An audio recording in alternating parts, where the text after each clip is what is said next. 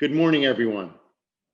Today I'm joined by Matthew Cypher, the Atara Kaufman Professor of the Practice and Director of the Steer Center for Global Real Estate at our McDonough School of Business. And Matt, I want to thank you for taking this time to join us today. You're the inaugural director of our Steers Center for Global Real Estate.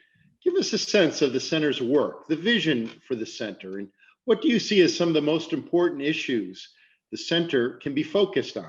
Sure. Well, look, I'm thrilled to be here. I appreciate the opportunity. Always good to see your face.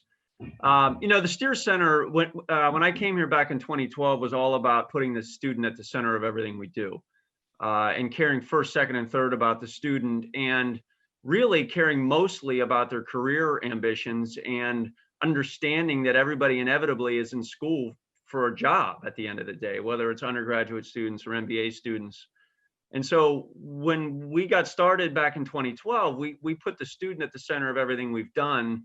And it's really paid great dividends for us so far. I mean, I was in a private sector role before coming here, despite sort of an academic background, and saw the quality of the students that were coming out of these academic institutions. And while very smart, they weren't necessarily equipped with the skills that they needed to be successful sort of day one, even day, sort of year 2 or 3. And so my thesis was we were failing these young people. It was maybe a teaching environment that wasn't grounded in the realities of actually what's going on in the real world. So everything we've done here from a curricular perspective, a co-curricular perspective, a research perspective has been, let's give the students the most applied experience they possibly can, and we want to make them the most competitive candidate that we possibly can, and then help them get in the best position, as we say, to compete for the business, which means an opportunity to compete for the job. So the students are a big part of everything we do. Within the last year, we've had this strategic planning conference called Project Skyhook, which was really trying to envision the future of the Steer Center. And a handful of areas that we are focused on in the go forward is, as a lot of groups are, the area of ESG as it relates to real estate. I would say commercial real estate is behind in that space, especially on the S. And if you think about Georgetown University and our natural abilities and sort of our sort of history, we are well equipped to be speaking on that issue, especially as it relates to commercial real estate. Thank you. Now, you're located here in Washington. What kinds of opportunities and collaborations emerged because of our location here? Well, look, as I was sitting in Dallas back in 2011, thinking about this move and this change in my career, the fact that we were in Washington, D.C. Was a huge element to my decision making. And if you think about it, every major real estate market has a dominant academic real estate program, but I thought there was room in Washington, D.C. for something like the Steer Center to come in and really establish itself. So, within Washington, D.C., you have a major, gateway real estate market, but large investors, domestically as well as internationally are here, but it's all the issues associated with large cities are at play here, whether it's affordable housing or the environment or, whatever it might be. So we frankly think that's one of our strategic advantages, is just the fact that we're here and we can take a part in some of the most cutting edge projects and ideas that are happening around the country and world are oftentimes happening here in Washington, D.C. Yeah, no, thank you. Now, the Steer Center has a strong commitment to experiential learning. You have the real estate clinic, the public real estate fund. Can you talk about the kinds of experiences our students might expect, and why is this approach so important? Yeah, well, and I'm proud to announce that starting this fall, we got $1 million gift to start a private equity real estate fund. So now we have not only just a student-led fund that invests in basically, public real estate securities, REITs, but we also now have a fund that invests on the private side. So you have, the students have an ability to allocate capital, actual investment capital, into both, public and private vehicles as it relates to real estate, which frankly, I think is really important to their development as a student, but ultimately to equip them with the skills they need to be successful professionally. Now, Of course, there's a lot of the academic world is built on case studies and the discussion of case studies. And I certainly use a lot of case studies, and I've written case studies in my class. But frankly, I don't think there's any substitute for doing real work and the actual job. So this is not a simulation of the real world. So when you think about the funds that we have, and also going back to the question you asked most previously about the benefit of DC, the fact that these students can work, 15 to 20 hours a week in the fall semester and the spring semester, in addition to the summer, is really incredible because, we talk a lot about the portfolio of experiences that results in you getting hired.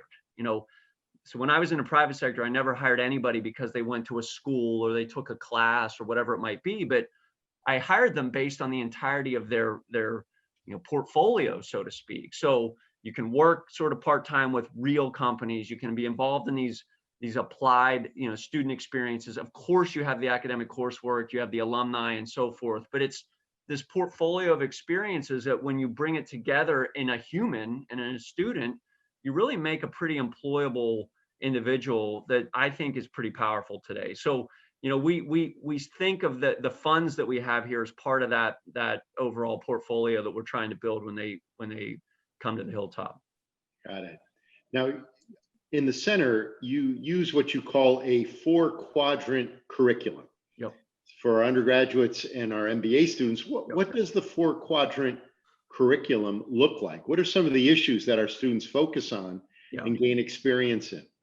Well, part of the benefit, I think, of starting a real estate program or a program from scratch is that you have the ability to say, what curriculum is required of the students? And so let's, build what they need to understand first from a curricular perspective, and then go find the faculty as opposed to maybe the other direction.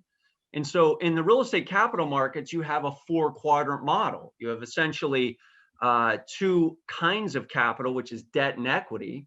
And you have 2 sources of capital, which is private and public. And so the intersection of those 4 effectively are the entirety of the investable products, if you will, for commercial real estate. So our students have an ability to take a course in each one of those 4 areas, which allows them this notion of basically relative value investing. For every unit of risk, which quadrant produces the best return. So, that's sort of the foundation of our curriculum. And then on top of that, we've built what we call the real estate clinic. And if you think about how do you train a doctor, how do you train a lawyer, how do you train a nurse, they have this core curriculum, but upon that, they have a law clinic or a residency or a practicum where they're actually doing things. And so when I came here, we created a partnership with my prior employer, Invesco Real Estate, where our students have an opportunity to underwrite, which it means the physical and the financial analysis of deals that Invesco is looking at. So they use Invesco's proprietary models. We use Argus Enterprise, which is a cash flow modeling software, all the tools that you would use in the real world. So you take this academic coursework, and that's your foundation. Upon that rests the clinic, which is work that is real work, that is a replication of exactly what they would be doing in their jobs following graduation. And so, we feel that produces a pretty qualified student from that perspective. Now, the Steer Center has strong connections in our alumni community. There's a real estate alliance of alumni that supports the program and provides a network for students. How would you describe the alumni engagement in the center? Well, it's been phenomenal, and any success we've had is because of our alumni. Naturally, I mean, the Steer Center has a 3-tiered advisory board that's over 70 people that are very involved and engaged in what we're doing, and really view it as a responsibility to help this next generation.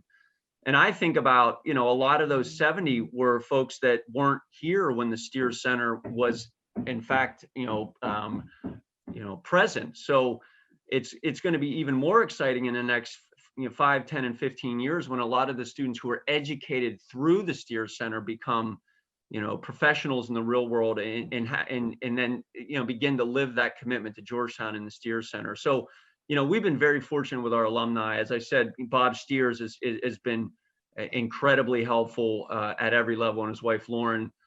Sonny Kelsey's been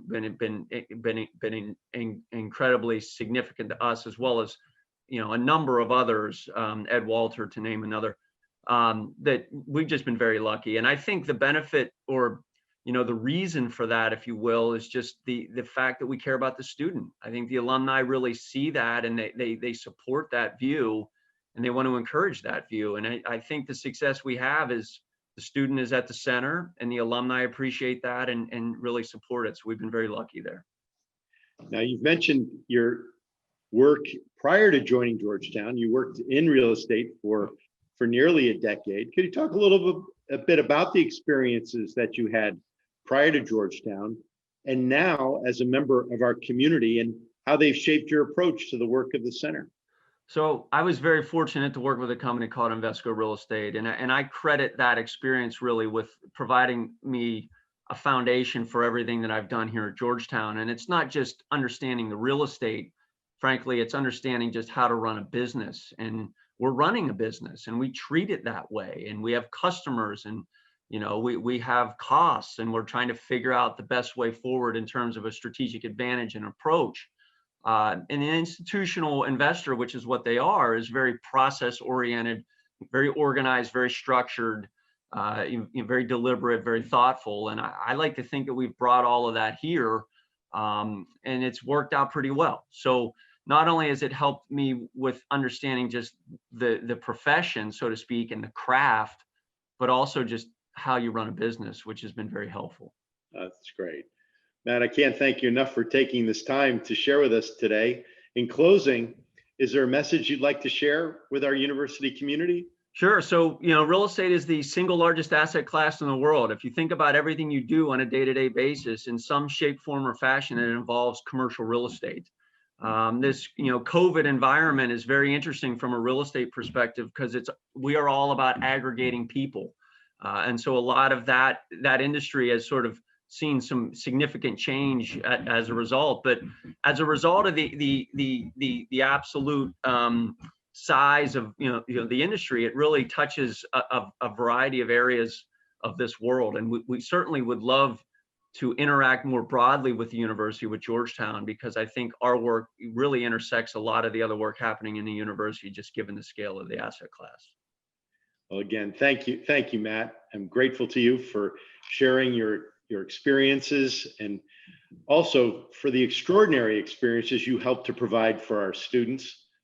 I wish to again thank Professor Matt Cypher for taking the time to speak with us today. I look forward to being with all of you again soon. Take care of yourselves and take care of everyone around you. For every Hoya, everywhere.